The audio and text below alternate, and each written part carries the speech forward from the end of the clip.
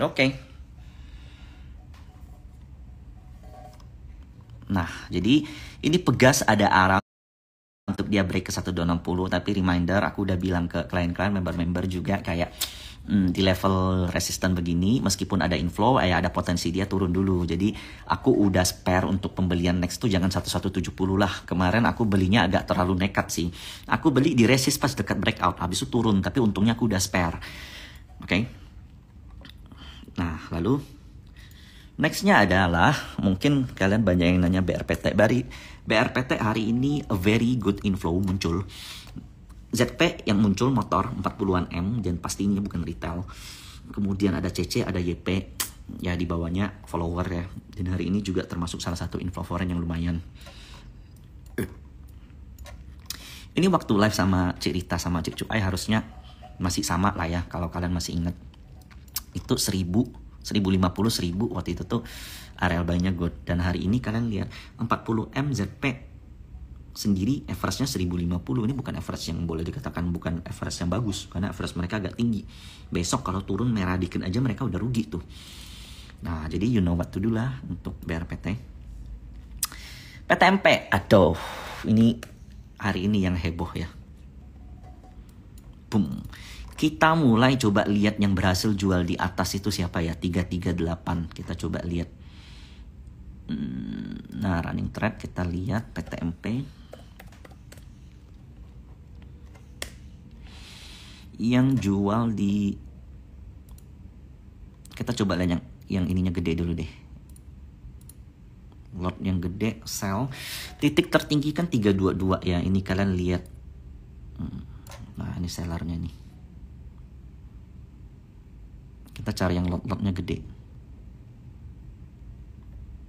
yang harganya tinggi. Lalu ini seller di gede nih, 10.000, 10.000. CP berhasil jual juga lumayan gede. XA, CP, AZ.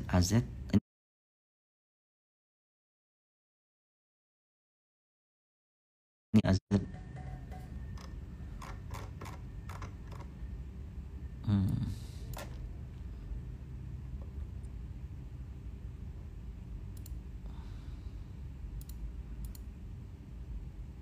Oke, nah kalian udah lihat tadi. Lalu kita coba lihat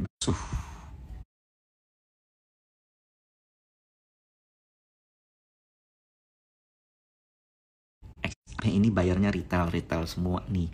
286 sih super tinggi. Average-nya 212. Nah, ini kenapa bisa nih? Ini yang ngangkat nih saham tuh AZ sama YP ya. Nah, AZ-nya tuh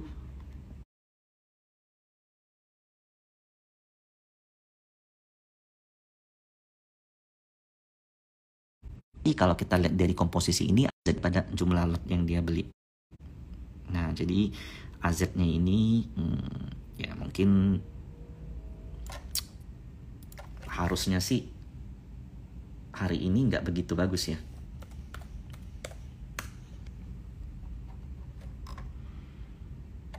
Nih, Jasa Marga agak sedikit, kita lihat net. Jasa Marga agak sedikit beresiko saat ini. Kenapa? Karena closingnya begini. Nah, selain closingnya begini, Broxomnya distribusi pula. Dan hari ini boleh dikatakan breakout, berhasil break high. Tapi instead kayak kalau kita lihat ya, Jasa Marga itu punya Elliott wave kelimanya udah sampai. Kalau ini masih lanjut berarti dia masih part of wave 3. Nah, tapi sedikit resiko nih ya, kalian lihat. Bayarnya hari ini bagus, foreign semua bayarnya. Meskipun ada sellernya juga gede ya. Jadi menurut aku kalau Jasa Marga dikatain mau masuk nggak di sekarang aku nggak mau. Tapi kalau di mungkin 48 ke bawah ya, 4.800 ke bawah, kita cari diskon di sini, kita paduin sama TA di sini, 48 ke bawah fine.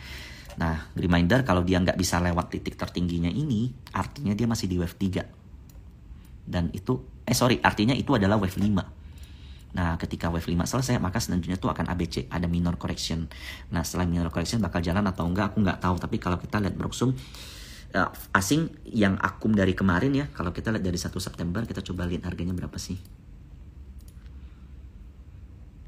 Nah, foreign tuh masih punya banyak banget.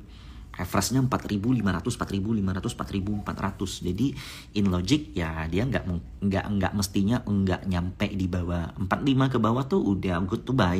Tapi itu kan belum tentu bisa dapat, agak susah kalau kalian mau trading 48. Kalau kalian mulai beli di sekarang ya, dibiarin sampai average foreign itu loss-nya bisa dalam banget, makanya kalian mesti batasin. Nah, kalau mau beli JSMR karena dia udah tinggi begini, menurutku 48 atau 49 ke bawah sampai mungkin 47 ke bawah ya, stop lossnya kalian atur lah, mau 47, 46 sebebasnya kalian. Kalau aku sih 49 ke bawah tuh udah lumayan, apalagi 4850 tuh udah menarik tuh Jasa Marga. Nah, lalu BRIS, wow, hari ini super wow, kalian lihat BRIS.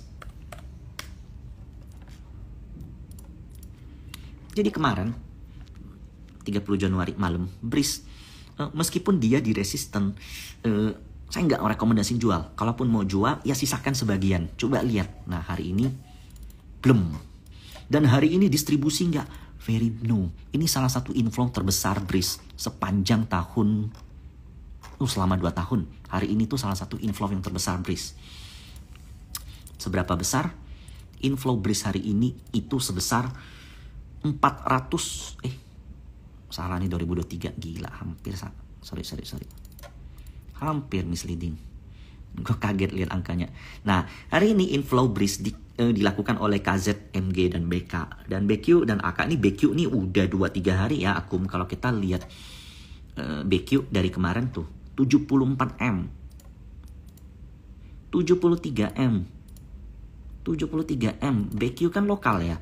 Jadi ini bukan cuma lokal dan foreign, ini kayak broker-broker kakap semua bersatu ngebeli BRIS. Ada apa? Sekali lagi aku nggak tahu. Nah, kalian lah yang ngerti kira-kira ini kemana. Tapi BRIS, let's take a look untuk yang seperti ini ya. Kita mulai coba pakai Elliott Wave. Pertama ini 1, ini 2, ini 3. Mungkin di 4, ini 5. My view seperti ini. Kenapa?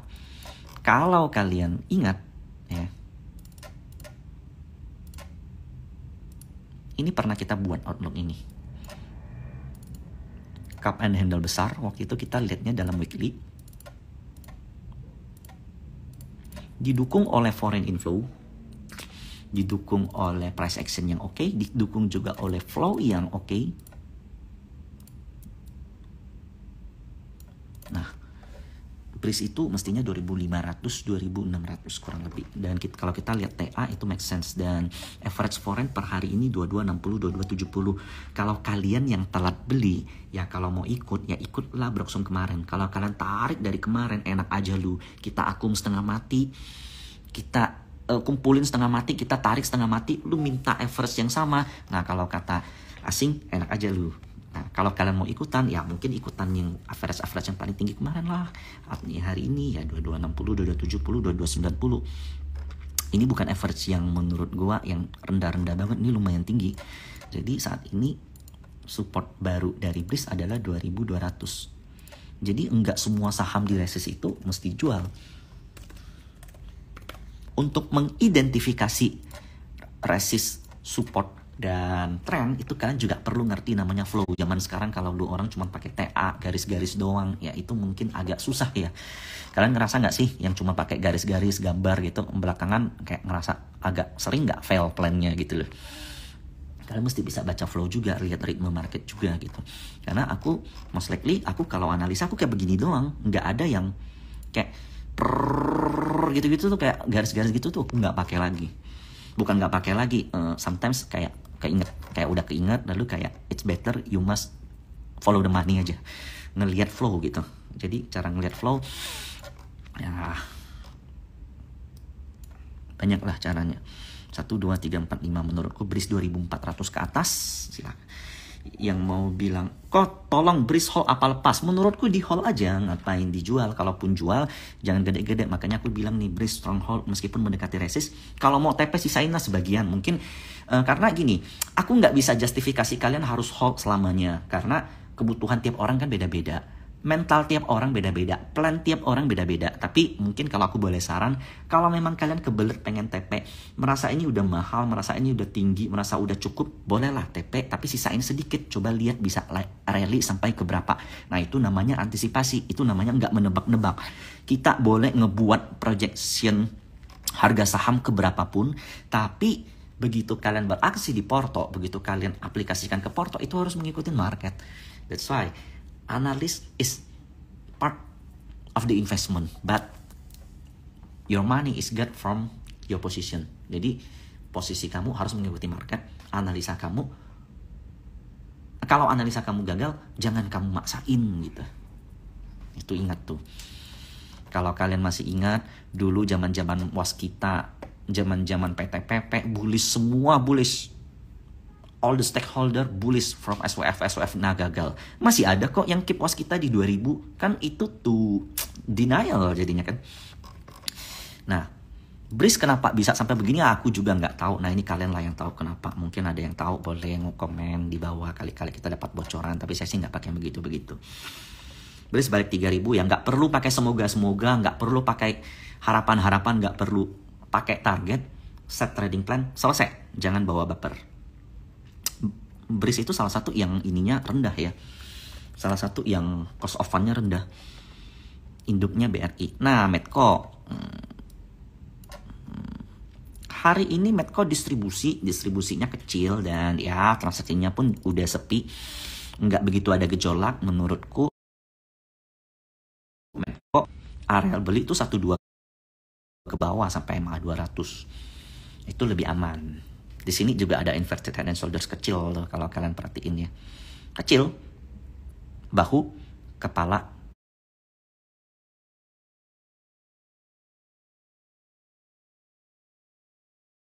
Bahu. H's. Nah, H's itu udah sampai target. Kalau kalian perhatiin, ini H's, dia udah sampai target. Nah, tapi aku ngeliat something yang kayaknya nih ini masih bisa kenceng gitu. Makanya kemarin waktu market jelek banget ya, aku bilang aja skip, jangan dijual, aku bold gede-gede, keep, aku bilang. Dan hari ini break high lagi 8,5 dan diiringi juga dengan akumulasi yang baik oleh DXZPOD. DX ini belakangan ini sekuritas apa sih? Bahana. Belakangan tuh banyak counter dari Bahana sekuritas. Kalau kalian perhatiin brand itu di counter dari DX, HS di counter, ICBP, INKP, Excel, Pegeo itu banyak banget dari DX. Dan DX ini kalau ngebeli ya, dia bisa habisin semua offer, dimakan semua ke atas lalu langsung dibiarin.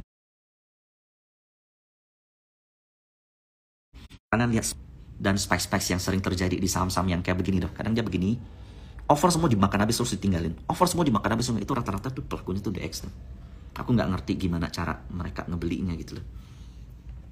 Tapi itu pergerakan yang menurutku agak nggak lazim gitu.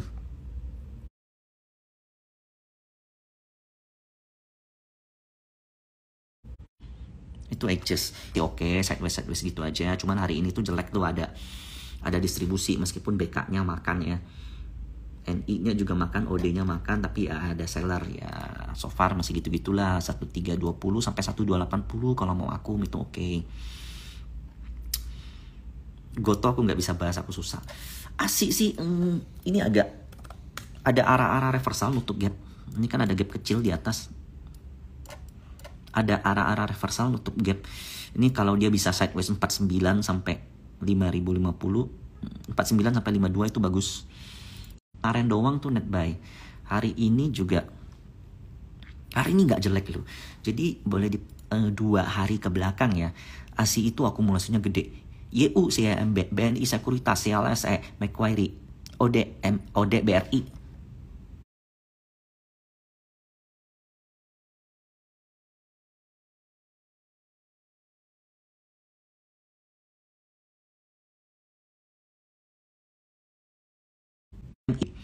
ASI itu justru kakak grow ini ya kalian bolehlah spare beli ASI 5100 sampai 49 sampai titik lowest kemarin. Nah, karena targetin tutup gap, lalu balik ke 5.500. Nah, batas cut loss 49. Menurutku ini potensi reachable. Pertama, kalau kita tarik secara weekly ya.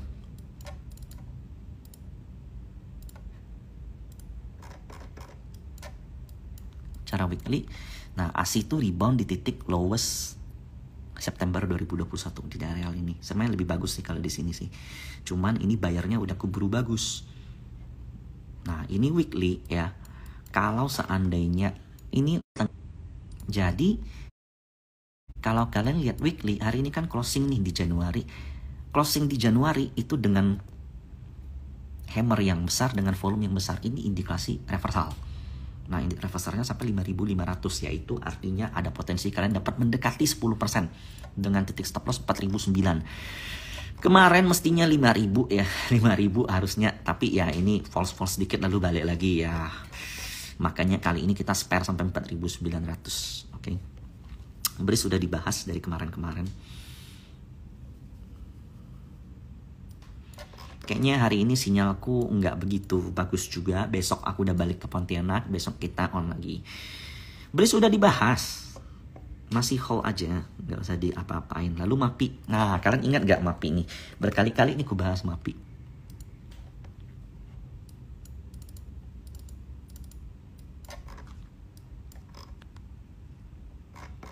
Kemarin ada usaha ngelewatin 2000. Sayangnya masih gagal. Dan tapi foreignnya tuh aktif. Di harga atas pun foreignnya aktif. Dia ketahan di resisten. Dan ini koreksi boleh dijadiin kesempatan lah. 19 ke bawah. Coba dicek. Atau 1850 lebih aman. Tapi kemarin sih nggak dapet 1850, nggak dapet 1855 lowest. Nah 19 ke bawah boleh tuh coba. Sampai 17 kalau bisa dilebarkan. Jangan terlalu tipis.